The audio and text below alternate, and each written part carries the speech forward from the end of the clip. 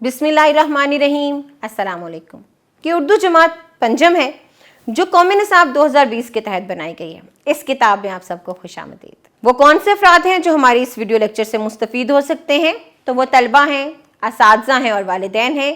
वो कौन सी चीज़ है जो आफाक को मुनफरिद बनाती है? तो वो आफाक की कामयाब मनसूबाबंदी है। हमने इस किताब को सुनना, बोलना, पढ़ना, लिखना, ज़ुबान शनासी और महारत हयात के हवाले से तकसीम किया है।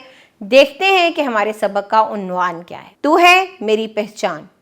ये हमारा सबक है जो कौमी तराना के तारुफ, उसके तर्जुमे और तशरीह पर मुश्तमिल है। ये स्क्रीन पर आप इस सबक के हासिलात तालुम को देख सकते हैं। हम देखेंगे पढ़ने से पहले का सवाल। सवाल ये है कि स्कूल की असम्बली में आप कौन सा तराना पढ़ते हैं? तो जाहिर है हम अपना कौमी तराना पढ़ते हैं। आप बताइए कि आप कौन सा तराना पढ़ते हैं। अगला सवाल है, कौमी तराना पढ़ने के 2 आदाब बताएं। इन सवालों के जवाब दीजिए। आए मज़ीद जाने में दी गई मालूमात को पढ़िए और अपनी मालूमात में इजाफा कीजिए। यह है जी हमारा सबक जो इन 3 सफ़ात पर मुश्तमिल है। चलिए मतन का मुताला करते हैं। सल्तनत हमेशा कायम और चमकती धमकती रहे। दूसरे बंद का 5वां मिसरा है, शाद बाद मंजिले मुराद। यहाँ फिर इस बात की तरफ इशारा है कि बरे सगीर के मुसलमानों की ख्वाहिश, आरजू और मुराद यही थी कि इनकी एक अलग इस्लामी मुमलिकत कायम हो जाए। उनकी मुराद पूरी हुई। इस मिसरे में दुआ है कि हमारी आरजुओं, अरमानों और हमारी मुरादों की ये मंजिल हमेशा खुशियों से भरी रहे। उम्मीद करती हूँ कि आपने समझा होगा। क्योंकि ये सबक समझना बहुत ज़रूरी है। यहाँ हमारे कौमी तराने की ना सिर्फ तर्जुमा किया गया है बल्कि उसकी तशरीह भी की गई है। हमें समझना चाहिए कि वो तराना जो हम रोज़ाना पढ़ते हैं, अपने स्कूल की असम्बली में पढ़ते हैं, मैच हो रहा है हम उससे पहले पढ़ रहे हैं, जहाँ जहाँ हमारे मुल्क को दिखाया जा रहा है, रिप्रेजेंट किया जा रहा है, वहाँ वहाँ कौमी तराना कितना ज़रूरी है। तो आपको पता होना चाहिए कि आखिर इसका मानी क्या है, इसका मफ़हूम क्या है। तो इस सारे सबक को पढ़िए और दुरुस्त तलफ़्फ़ुज़ रवानी का ख्याल रखिए ताकि आगे दी गई तमाम सरगर्मियाँ और तसव्वुरात आपके लिए करना आसान हो सके।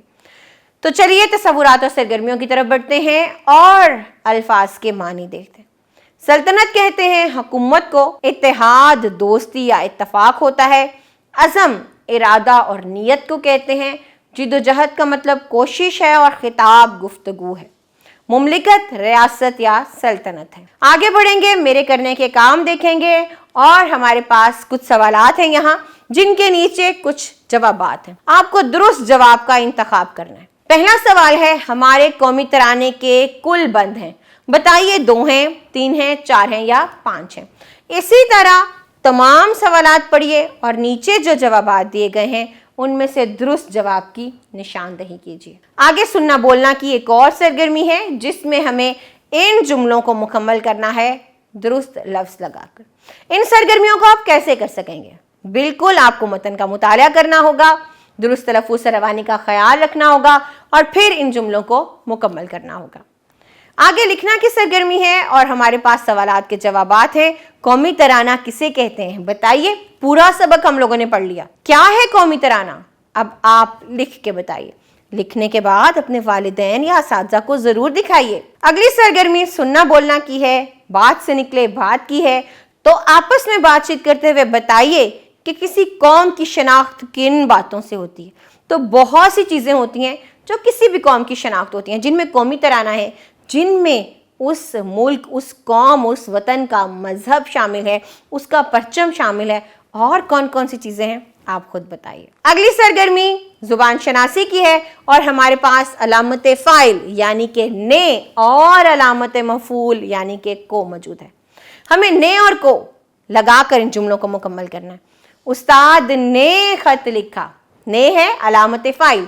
उस्ताद ने बच्चों को शाबाश दी, तो पहले ने अलामत फ़ाइल और फिर को अलामत मफ़ूल। बिल्ली ने चूहे को पकड़ा, सारा ने पौधों को पानी दिया, रज़ा ने नमाज पढ़ी, असद ने बकरी को चारा डाला। तो आपने देखा मैंने किस तरह अलामत फ़ाइल और मफ़ूल का इस्तेमाल करते हुए इन जुमलों को मुकम्मल किया। अब यही सरगर्मी आप अपनी किताबों पर मुकम्मल कीजिए। अगली सरगर्मी है हमारे पास लफ्ज़ों के खेल की और यहाँ क्या है کہ آپ نے ان اعراب کو مد نظر رکھنا ہے. یہ جو الفاظ دیے گئے ہیں جیسے علم اور علم، تو غور کیجیے، توجہ دیجیے کہ یہاں صرف اعراب کی ایک معمولی سی تبدیلی سے لفظ کے معنی کس طرح بدلے ہیں.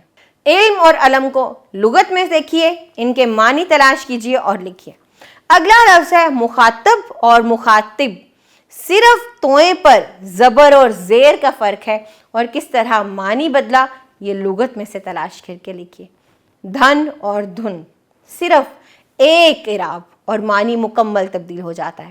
یہ ہے جی اعراب کی اہمیت. تو اس سرگرمی کو لغت کی مدد سے مکمل کیجیے اور پھر ان کے متعلق اپنی کاپی میں ایک ایک جملہ بھی لکھیے.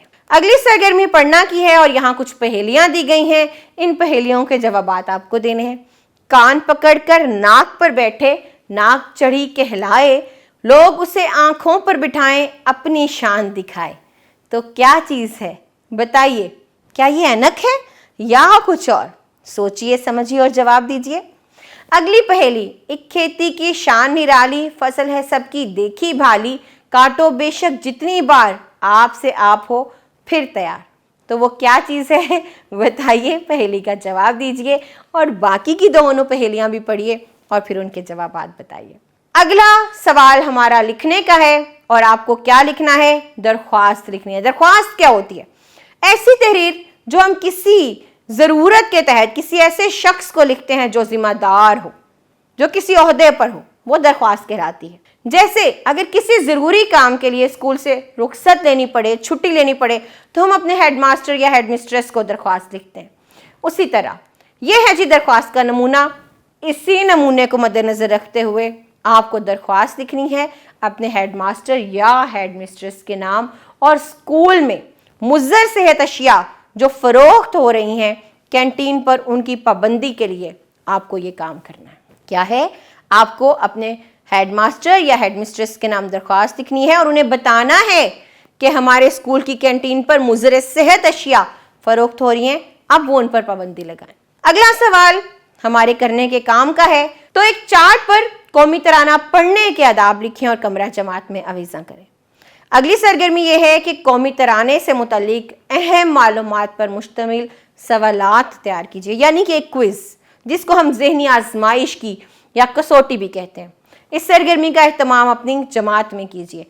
کچھ سوالات بنائیے اور کمرہ جماعت میں ایک دوسرے سے پوچھیے تاکہ آپ کی کسوٹی ہو سکے، تاکہ آپ کی ذہنی آزمائش ہو سکے. یہاں پر ہمارا سبق ختم ہوتا ہے. امید کرتی ہوں کہ اس کے تمام تصورات کو آپ نے بخوبی سمجھ لیا ہوگا.